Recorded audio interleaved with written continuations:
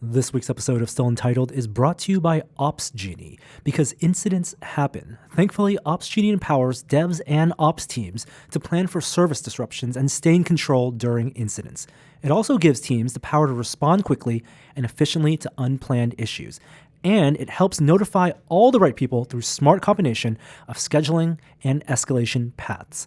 With Ops Genie, your next incident doesn't stand a chance. Visit opsgenie.com to sign up and get a free company account and add up to 5 team members. That's opsgenie.com. Never miss a critical alert again with Ops Genie. Welcome to Still Untitled, the Adam Savage Project. I'm Norm. I'm Adam. And I'm Jeremy. Hey, Jeremy Williams. Hey. Out of order. Sir. Anytime you listen to the podcast and it starts off with not Will, you realize it's going to be a special guest. I'm in a different territory. Well, I guess if you're watching, you already know, but when you're listening, it's like a surprise. Mm-hmm. So welcome, Jeremy. How you doing? Thank you, Norm. I'm doing well. Thank you. How are you? Getting there. Yeah. The sleeps are... We got Ripley back this weekend. Our Oh. dog. Is that a good thing? Well, we had missed her. And I'll tell you this. I'm sure anyone who has both a pet and a child knows that a pet and a child are... The child will make your pet like an angel. Oh, You know, really? Because the pet can tell that some order has changed? Everyone's bumped up a notch? Well, relatively, the pet is like the easiest thing now. Right, I'm like, right. wow, you only poo twice a day? Right. I only need to take care of you like Wait, 3 and times you're a not day? gonna randomly throw up on me? Or, And you can hold your head up. Your neck is strong. Oh, be more like your sister, Amazing. Avery. Yeah. Cats are even more self-sufficient, though. Like, if you have a dog, you still have to walk it. But cats, you can forget about. All you have to do is occasionally check their butthole. Every chore. Well, I mean, cats are just going to show it to you for checking. That's what they do. Right. Have you looked here? Check it out. Don't make it angry. Every chore relative to raising and keeping a child alive becomes trivial. Becomes something you look forward to doing. Yeah. Because I'm like, I'll make the coffee. I'll walk the dog. Because I don't have to have a screaming child in my face. But we love him. Yes. No work is now the vacation. Don't say that. I'm sorry. Danica can't know we that. all know it's true. She can't know that. This is when I was at Industrial Light and Magic. A whole bunch of us, Dave Fogler, Aaron Hay, Fawn Davis, we all had kids at about the same time, and so we'd be in the computer room because it was a bunch of the laser boys. Like that's what they kind of called me, and we would commiserate and talk about raising kids because, again, it was just like 6-7 people all with infants at home. And at one point, there's like a lunch, and I pick up the phone. Yeah. And I hang up the phone, and I went, man, that was a tough call. And my John Duncan turns to me, and he goes, is that one of the I've locked myself in the bathroom to keep from killing your children call? And I said, yeah, that was the call. And today with text messaging and FaceTime, you can't not pick up those. And oh well, yeah. Of course not. Yeah, of course not. It's a partnership. I back when my boys were really young, I was working at ILM full time, commuting from here in the Mission, and when I got home at 6 p.m., I took over the boys until 5 a.m. the next morning. I did all the feedings and all the changings for that. That was my gig. And again, the boys were pretty easy sleepers pretty early on. They slept like in 5 or 6 hour spurts. Wow. So that wasn't that bad. They didn't walk until they were 16 months. That was the best. Like having them stay put, it's incredible. This is the joke I made to Kishore. The moment they can walk, it's like the Cambrian explosion and all hell breaks loose. Have you guys decided who is going to hold the rules and lay down the law in your household yet? Or is that an organic thing that's already known? That's going to be a partnership. Okay, it's a partnership. I think it's going to be a partnership. That's delightful. I'm happy to defer. But I think it's interesting, the lines. It's a fascinating exercise, the lines you draw in the partnership and how to work those lines together with the kids. Because it's in some ways it's a war of attrition. Mm-hmm. And in other ways, it's this totally collaborative love fest. But it's an intense thing. Yeah, you really find out who you guys are in a whole new way. Yeah. There's no easy way to transition to a new topic. I have something that I'm doing today that's really exciting. Yeah. I am, for the first time in 5 years, getting a new, actually 6 years. I'm getting a new set of hearing aids today. Oh, awesome. Yes. I have but the problem I have with my hearing aids is that you get them tuned. Back when I got them, you got them tuned at the audiologist's office, and I bought the best ones with the best sound that replicated the stuff that I was missing, which is not normal. How long ago was that? Like 6 or 7 years. I've had hearing aids for over 10 years, but the last pair, I'm missing a lot of the low end, which is not common. Most people who have hearing loss from, sounds lose their high end. And hearing aids have been designed to replicate that. I'm not missing the high end, I'm missing the low end, and that's a little harder. So I bought the best brand for that. But it would adjust for, being in conversation in my house. But then I go to a restaurant, it was a nightmare. And to get a different mode, you have to make another appointment with the audiologist for like 5 weeks from now, and then go in and tune it and then go out. And it's like, are you kidding me? This is how I have to do this ridiculous appointment process. So I'm buying these new hearing aids that I can adjust their equalization from my phone. Oh, that's awesome. Yeah. They have a Bluetooth device in them? Yep. And apparently it's strong enough that I don't need to. Used to be the Bluetooth was not strong enough and you had to wear like a necklace around your neck with a radio in it. And an amplifier. Right. It was, yeah. Might as well just do the ear horn. Right. Well, so these apparently not only do they Bluetooth to the phone, I think you can take calls in them. And not only that, you can actually, in the app, you can put the phone on the table and it can act as a microphone for you to hear the other people at the table. Oh. That's a device you can get just by itself. People wear a headset just connected to a microphone that they can give to somebody so they can talk to them. Exactly. That's awesome. Exactly. That's the audio equivalent of using your phone for nearsightedness as your glasses. Right. For people who drop their glasses, they just hold their phone up Totally. because it's right there.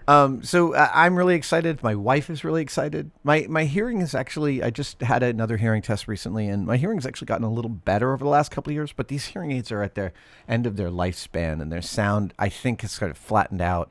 So I'm really excited. How long do the batteries last? That is a very wide variance, I must tell you. Like a surprisingly wide variance. So if I buy just a normal, I must say, Duracell and everybody else sucks. Energizer is the best for the hearing aid batteries that I specifically use. And a good one can last for like 2 weeks straight. Wow. The bad ones, maybe a couple of days. And I've bought new ones out of the package from the drugstore that like failed inside of 36 hours. I wonder how long until they're just inductively charged and you just pop them next to your bedside at nighttime. There is a brand that is currently working on that. Mm-hmm. It does not last as long as that technology is very, very new and just being rolled into hearing aids. I think once we see some economies of scale, that'll get better and better. Probably trade-offs too, right? Like if because of the type of batteries you have, you might get inductively charged, but you have to charge them more frequently. Mm-hmm. Yeah. Did either of you see A Quiet Place? Mm-mm. I have not yet. Oh, hearing aids play a big part of that movie. That's the really? John Krasinski horror movie he directed and wrote. I'm dying to see it. Yeah. I would have a hard time watching that movie not seeing Jim Halpert the whole time. I mean, he's in a bunch of movies now, right? Not seeing Jim Halpert, right? Yeah, I see what you're saying. Yeah, I mean, he's doing the Bourne thing on Amazon, right? Right, yeah. Not the Bourne thing. Jack Ryan. Sorry, Jack Ryan thing. I had someone tell me, there's a Jack Reacher television show. And I was like, really? I love the Jack Reacher novels. And I went to Amazon and was like, no, it's Jack Ryan. They're planning on different doing franchise. Jack Reacher as a television show now. Really? They've said, I think Lee Child said they're done with Tom Cruise. And that he's shopping around. Tom Cruise was absurd from a height standpoint, but I think the first Jack Reacher movie is a terrific movie, and I defend it heartily. It's a super enjoyable action movie. I believe it was Chris McQuarrie's first directorial debut. Well, it's terrific. It's got maybe one of my top 3 fight scenes in movies. Oh, I'm stupid. Not his directorial debut. His first movie in a long time since he did Way of the Gun. But The Way of the Gun. Yeah. Oh my God! I really should have known that those two were linked. That is awesome. But isn't Jack Reacher... So Way of the Gun has one of my favorite movie quotes in the world, in which James Caan says, $15 million, that's not money. Money's what you get out of the ATM machine. $15 million is a motive with a universal adapter on it. Nice. Jack Reacher as a character in the books is absurd, though, right? If to cast someone who would fit the physical description, it would have to be like The Rock. Yeah, no, not necessarily. Yeah, he is. I just read a recent quote. I think Clive James described when the first Conan the Barbarian movie came out. Clive James, the New York Times film reporter, referred to Arnold Schwarzenegger as a condom filled with walnuts. What? I think I knew that. Yeah. Yeah. No, so Jack Reacher is like 6'6", 6'7", something like that. He's giant. That's like a basketball player. He's like 250. So he's a lanky, muscular version of that. He's not necessarily traditionally handsome, but rugged and good looking in a way that the ladies in the books clearly like. His romances in the books are, for the largest part, age appropriate and usually it's very quite like. He hooks up with people who you like as characters. They're never just stand-ins or some sort of reward for getting the bad guy. I appreciate the romantic entanglements of Jack Reacher. There's a couple of novels where he sleeps with a girl who's way too young and they're creepy, but besides that... But isn't one of the appeals of the book is the way he problem solves and how every action is dissected? You get to critical see thinking. His internal monologue is fascinating because he'll say things like, "I could see the guy rearing up for a swing, so I adjusted my left foot so that when he did, I bent down, which put my elbow in the perfect place to give him a kidney hit. That would bring down a normal guy, but this guy wanted more." I mean, it's all this the physics and the momentum and the constellation of signals he is processing in a fight is really delightful. There's infallibility, I think, that works great in book form. Yeah, but it's tough to convey in movie form. Didn't they make a second movie? Jeffrey Dean Morgan. Good. Jeffrey Dean Morgan's just a little bit old, but could could have that kind of stature. Tom Hardy is an actor, I think, who could play Jack Reacher pretty well. All right. It is a difficult role because he's kind of a giant in this, and he's a former military MP, so he's arrested everybody, right? So he arrests special forces guys. He has to be good enough to do that, and now he's a drifter. I want to talk about. I want to talk about Ricky Jay because Ricky Jay, since we recorded last time, yeah. Ricky Jay, the magician, he wore so many hats. He's a historian, a magician, an actor, a raconteur, a guardian of the Church of Magic. I mean, Ricky Jay was really important culturally. The only thing I ever knew him for was from Boogie Nights. That's how wow. I knew him. That's how I was introduced to him. I watched the commentary track multiple times, and I know Paul Thomas Anderson has a world of respect for him and refers to him as a magician first. Yeah. But I never knew that. Well, he's in all the David Mamet films. Is that true? Oh, yeah. He's in most of the David Mamet films. Absolutely. He's part of that troupe. He's in, Ricky Jay's wonderful. He was in Tomorrow Never Dies. The James Bond film. Is he really? I think he's like a computer hacker. I will tell you, I saw Ricky Jay perform the first time in 1982 at the International Jugglers Convention in SUNY Purchase, New York. Ricky came there and was throwing playing cards out into the audience. Like he could throw playing cards like 200 feet. Cut watermelons. Yeah. But before he started cutting watermelons, he's just throwing them out into the audience and you hear this, and you look over and a body falls off the balcony and it's a stuffed dummy that they've placed to do that. And the whole audience's heart leaps out of their chests for a second. And then he was cutting cigarettes out of people's mouths and embedding cards into watermelons. How much of that was an illusion? No. That's all real. Wow. He was doing all that. And so then when we started filming Mythbusters and we did Playing Card of Death, I brought up, the question was, could you, like Bullseye in the comic books, use a playing card to kill someone? And Ricky Jay famously wrote a book called Cards as Weapons, which was released in the 70s. It's very rare. If you can find a copy, it's going to cost you hundreds of dollars. It is completely a surrealist masterpiece because it includes all this genuine practical instruction for how to throw playing cards. And yet all the photos demonstrating how to hold playing cards are topless women. It's completely bizarre. There's the Boogie Nights tie-in. That's totally. And so I said, we have to bring Ricky Jay in to help us with Cards as Weapons. And I knew someone who knew his assistant, and I got him on the phone. And I convinced him to come on down, to come on up to Mythbusters. And so he participated. He showed me how to throw cards. We had a showdown where we threw cards at each other, and he killed me. It was a fantastic fantasy camp day for me to get to play with him. And I also met one of his prime collaborators, my very good friend and director of Brain Candy, Michael Weber. Yeah. And Michael came up with Ricky at that point. The two of them had done a huge amount of problem solving and practical illusions for Hollywood. For instance, it's Ricky Jay and Michael Weber that made Gary Sinise's legs disappear for Forrest Gump. Because they founded a company to do just that, right? The creative, with that before CG was a big thing. Exactly. And that was mostly a practical effect because CG was expensive. And they came up with a way to do it that didn't. I've still never asked Michael how they did it, but they did it in a way that was practical that didn't cause Sinise to lose all circulation to his legs. So Ricky Jay did collaboration with Robert Zemeckis and tons of other directors for stuff exactly like this. Practical magic effects for the screen. Exactly. Wow. Yeah. And consultations in general for storytelling too. Like, how do you trick an audience to care about this thing? And such a wonderful, wonderful actor. I mean, I love him in the movie Heist. It's one of my favorite David Mamet films with Sam Rockwell, Rebecca Pidgeon, Danny DeVito, and Ricky Jay is one of their team. I don't mean to digress, but Please. I'm stuck on the physics of how you throw a card so well and directly so that it embeds itself into a watermelon. I'm happy to show you right after this podcast. No, you don't have to. Is it more about the spin than the force? It is absolutely about the spin. So and over time, you end up with this ability to kind of whip these cards out. I'm pretty good at throwing playing cards. I believe that there are still playing cards in the rafters at M5, and every time he finds one, Jamie Heineman gets a little pissed off. So you're treating your arm like a bullwhip? Yeah, I think so. And your whole arm has this sling out. And I have cut pieces of fruit. I have sliced cigarettes in half.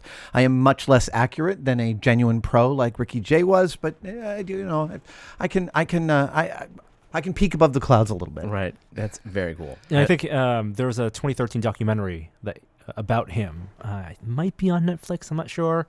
Really? But if you want to know about his story. And then there's an early 80s, there's a 90s HBO documentary of a stage show he did called Ricky Jay and His 52 Assistants, which is absolutely worth watching. I mean, the thing that he would do with his card magic, he really appreciated, Ricky Jay, one of his mentors was Di Vernon, this really important 20th century magician who really advocated a naturalistic style. Not a David Copperfield kind of whoop-ah, things are happening, but much more of a, kind of learned from card sheets. So, these are the magicians that are like, you don't move a coin from one hand to the other. Nobody does that. You do the natural things, the things that don't draw your attention. And so that people like Derek Del Gaudio, who's also are adepts of that style, when you watch them do stuff, it's twice as mysterious because it just feels, you don't see any flourishes of cards like, doing incredible things. You're just watching the impossible happen by what seems like someone just naturally shuffling cards. Right, which took 10,000 hours of practice. Precisely. And Ricky Jay and His 52 Assistants is that kind of magic interspersed with just the best storytelling about the history of magic. He's an incredible raconteur. He was an incredible raconteur. There's somebody online who tweets as God. Yeah. Yes. And I love them. That's God, Yeah, well, right after the announcement that Ricky Jay died, he tweeted, "Ricky Jay just stole my wallet." Nice. I really appreciated that. Oh. That was like, I was really sad about that, and that was exactly the right amount of lightening of the mood, and I think that Ricky would have loved that.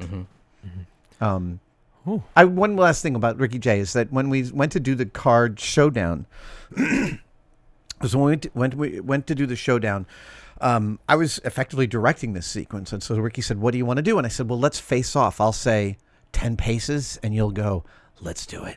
And I'm not an actor, but I stand in front of Ricky Jay, who really is an actor. And he is ready to do the showdown and goes into that dead face cowboy showdown look.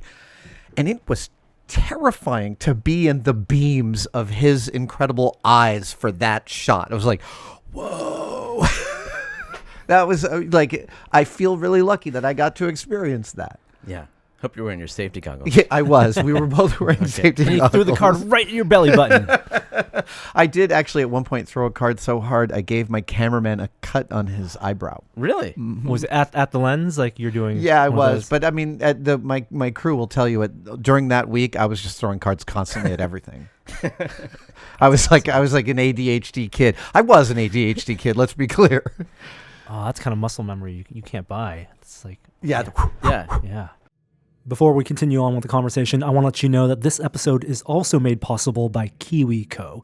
Kiwi Co creates super cool hands-on projects for kids that make learning about STEAM fun. Kiwi Co projects are designed to spark creativity, tinkering, and learning in kids of all ages. Their mission is to provide the next generation of innovators with the tools and foundation to become creative problem solvers and critical thinkers. Kiwi Co's projects are super fun, educational, and convenient. Every crate includes all the supplies needed for that month's projects, detailed, easy-to-follow instructions written specifically for kids, and an educational magazine to learn even more about that crate's theme. Kiwi Co inspires kids to see themselves as makers, engineering and creating their own innovative designs and outcomes, and they have 6 lines of projects to choose from, like the Tadpole Crate for kids 0 to 2, all the way up to the Tinker Crate for teens. If you're looking for a gift this holiday season for kids of any age, check out Kiwi Co. And Kiwi Co is offering today's listeners the chance to try these projects out for free. To redeem this offer and learn more about projects for kids, visit kiwico.com/untitled. Once again, that's kiwico.com/untitled to try these projects out for free. Now back to the conversation. Jeremy, working on any fun projects? Anything you can talk about? Yeah, actually. Related to the wireless charging, I'm finally like getting my hands into NFC. Which is like all the makers out there, like they mess. What is NFC? Near field communication. You know, the thing like your phone, you pay Apple Pay or whatever. Right. But you can do it with your own gear. Like you can buy a $10 NFC reader writer, and it turns out these cards and stickers cost 50 cents. And the sticker is the antenna, right? No. The sticker is its own chip with its own coil inside, and it gets a charge by the magnetic field of the active device, like your phone or whatever, like your Arduino. No direct connection. That's it. Like, so it actually passes a charge through thin air into another microchip that then receives that charge and can transmit data. Amazing. It's super cool. And all these things that people have been messing around with this for 5-6 years now in the maker community. But I just finally got into it because of this project. I'm working on another project with Mike Micah over at Other Ocean, where we're driving tanks around over the internet. And we want you do, like one does, and you drive the tank over a pad, and you want it to respond to that. Maybe it gets a charge or a weapon or a power up. So that's what we're using NFC for. But super cool, and it reminded me, Adam, of the Star Trek chair and the cards that you insert into the side. You had this beautiful analog solution to that, where you had 3 reed switches in there, which are basically like little magnetically pulled switches. But we did discover that reed switches are highly volatile, and soldering them just a little too long can render them completely destroyed. You did a great job, though. It works, right? Does it still work? It still works. Great. Right now, if you leave it plugged in for too long, the sound cuts out, so you have to unplug it for 10 seconds and then replug it in. But yeah, those reed switches are still working. But I think we ended up needing 3. I had to solder 5 to get those 3 because I destroyed a couple. And even all that work of soldering 3 only gets you like 9 cards. Right. Whereas if we did our NFC, sky's the limit. Like you could totally do that for nothing. So that passive reception transmission from just the radio waves technology was, I believe, and perhaps some commentators to the comments underneath this podcast might help me remember this, was the technology that allowed the Russians to bug an American embassy. They put something like that in a painting, and no bug sweep would find it unless it was activated. Right. Is this a plot point of the Americans? No. This is actually a thing that really happened. So it was a really, really clever bug because it wasn't actively powered. It was only powered when they were beaming a radio at it. And so the normal bug sweeps would not pick it up because this had no signature. Yeah. Wow. Yeah. Now I want to know how they powered it, because with NFC you have to be within about an inch. I think that the way they built this, it might have been a much bigger coil in the painting, and it was like from the building next door, that kind of thing. Like they pointed the radio at it. Wow. But I'm not positive about that. That's cool. Yeah, that's how they could have done the Banksy thing that way too. The what? The Banksy thing, a big enough coil behind the frame. Yes. The painting. Right. Yeah. That was all planned. You think so? It's total conspiracy. I'm sorry. I don't buy any of that for one bit. That was, it's a clever plan. Sure, but still a plan nonetheless. Related to that, I have 2 recommendations for things for people to watch. The Banksy, whatever that stunt was perfectly timed for this new HBO documentary that just came out called The Price of Everything. And it's about the world of high-end art collecting in modern art. Right. So people like Jeff Koons and Banksy and the auction houses that deal in that art and what it really means to price something at, $5 million. What the market will bear. And it is the whole documentary plays like a Christopher Guest mockumentary, but it's real. Wow. Because it's absurd because you can't. No one watching this could relate to these people who are spending $3, $5, $10 million, and the people hawking and the artists who think their work is worth that much. I mean, there's this one plot point I'll talk about in which one of the auctioneers talks, or one of the Sotheby's people says that around Central Park there's high rises, and in these apartment buildings they know for sure that on certain floors there are multiple floors with the exact same piece of artwork, like a limited run, on the exact same wall. $5-10 million each on each floor, because that's what these people barter in. Like it's what my neighbor has 3 stories below me because I am in a $50 million apartment building. Well, I got to have that same vase or the same painting. Seriously? So they all buy the same thing and put it on the same wall because that's the world they live in. That is far out, and I have. The documentary it's wonderful. It's really interesting rich to watch. people buy paintings like teenagers buy sneakers. Yes. Is that what you're saying? Yes. Yeah. It's all about the hype, right? It's all about the drops and the hype and scarcity. And the amount of disposable income. And yeah. We have before the podcast, we were looking at a beautiful object that Kate Sabaker has been working on for several months with me, and we're going to do a test video where we interview Kate about the work and this final object, because it's a pretty amazing object. This is one not to miss. I'm telling you, I mean that from the heart. This is amazing. Yeah, I'm trying to figure out. So I'm trying to figure out exactly how to display it, how to properly display it. That'll be the next thing. Oh, that's such a shitty tease. I'm so sorry, everybody. It's a Blade Runner prop. Oh, yeah, there you go. I'm dropping all right, it. It's a Blade Runner prop, and you might have seen it in the background of some various videos here or there. I think it might have shown up in the background a couple times. Yeah, I think that's enough information. People could suss that out based on that. But it's worth the wait. Definitely worth the wait. One other recommendation, and it's for you guys in the room too. We're watching a lot of Netflix now because baby, and I actually found something on Netflix just randomly selecting something that ended up being amazing. It's and kind of passed by. Came out last year. It's called 5 Came Back, and it's a Steven Spielberg produced 3-episode documentary series about the 5 film directors in Hollywood who went to film World War II. So it's about John Ford, John Huston, George Stevens, Frank Capra, and William Wyler, who in the 20s and 30s were pioneers in Hollywood. Yeah. Some of them had already made, Maltese Falcon and won Academy Awards, and their decision to pause their careers and support the war effort by filming World War II. So it builds up and culminates. I mean, this is all history. So the footage you see on D-Day and the Battle of Midway are filmed by these directors, and how they brought their directorial sensibilities to telling the story of war. Incredible. And how it changed them when they came back in the movies they made afterward. Did it talk about how it changed public opinion? Yes. Wow. 100%.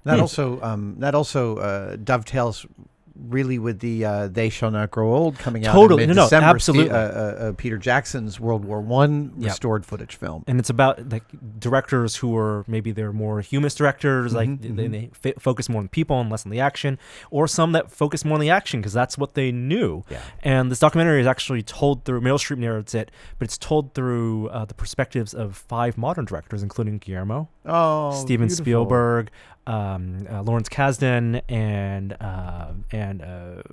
Francis Ford Coppola. Your memory, Norm, is really something to marvel at. He's lost 10%. 10%. You can see it. Yeah, but still, that's like 100%, but more than I have. So. I just a shameless plug. I want to point out that we have some brand new products for sale for the holidays on AdamSavage.com.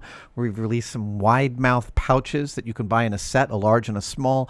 I don't go anywhere without these in my bag. I've been developing this with Marcos for several months, and the pouches, I'm really psyched about this. And we have EDC 2s now, the smaller EDC bag in black. Nice. and black on black and black with a gray interior. So if you're interested in some of those things, go check it out at adamsavage.com. And shameless plug. Perfect for the holidays. And I think that does it for this week's podcast. Oh, I'll just do a shameless plug for Tested because we have a great video that dropped as we're recording this, with you meeting Melissa Ng in the cave and her showing you her Phoenix gauntlets. She is so amazing. Her Phoenix gauntlets they're sitting right over there on my pool table because I am trying to figure out how best to display all of my gauntlets. I realize in the same way I have helmet display, I need to come up with a way for the gauntlets to all be visible in a singular way, and that's non-trivial. Well, these, things. because they're so posable, you might want to.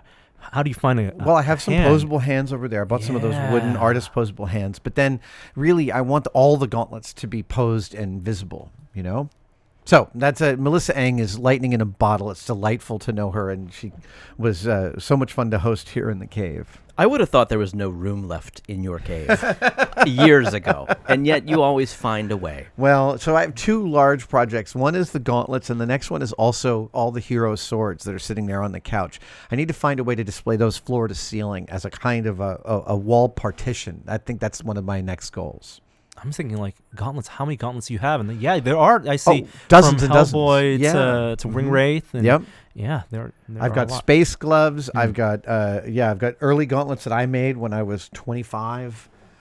Yeah. Sounds like a future Tested video. Just the adventures of the high functioning hoarder continue. All right. Thank you all so much for listening. I think we might have another episode next week. If not, happy holidays. And We will have another. All right, we'll have another Yeah, episode. Absolutely. And thank you, Jeremy, for joining. Thank you, Jeremy. My pleasure. Thank you, guys. All right. See you next time. Thanks for listening this week. And once again, this episode of Still Untitled was made possible by Kiwi Co, creators of super cool hands-on projects for kids of all ages that are designed to spark creativity and make learning about STEAM fun. Kiwi Co's mission is to provide the next generation of innovators with the tools to become creative problem solvers and critical thinkers with projects that are fun, educational, and convenient. Kiwi Co is offering you, today's listeners, the chance to try these projects out for free. To redeem this offer and learn more about their projects for kids, visit kiwico.com/untitled. We'll see you next week.